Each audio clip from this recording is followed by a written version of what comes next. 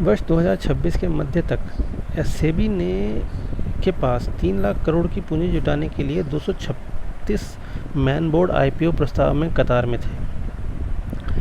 इस वर्ष अब तक 25 स्टार्टअप ने अपने ड्राफ्ट रेट हायरिंग और प्रोस्पेक्ट्स दाखिल किए हैं, जो अगले 2 वर्ष के लिए में भारतीय संस्थापकों को बड़ी बाजार उपस्थिति का संकेत देते हैं।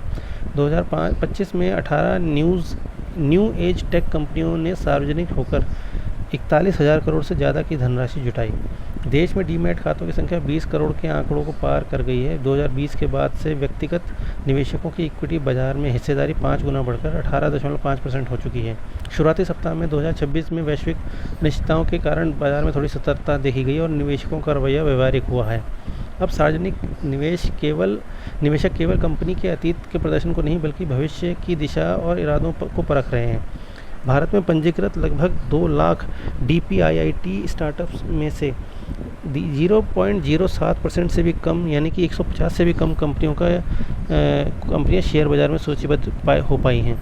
आईपीओ केवल सफलता की मंजिल नहीं है बल्कि कंपनियों के लिए जवाबदेही, निरंतर विकास और सार्वजनिक संरक्षण की एक नई शुरुआत है। सार्वजनिक कंपनी बनने से संपत्ति का स्वामित्व केवल मूल संस्थापकों तक सीमित नहीं न रहकर आम जनता और छोटे निवेशकों तक पहुंचता है।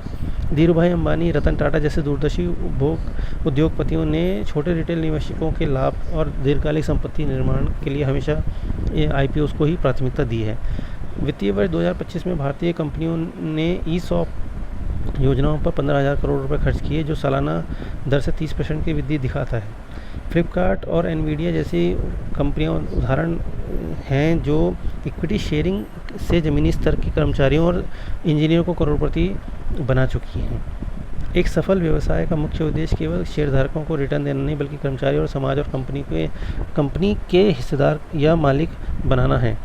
शेयरधारकों के प्रति जवाबदेही और अनुशासन प्रक्रिया कोई रुकावट नहीं बल्कि आम जनता के भरोसे की सेवा करने का माध्यम है।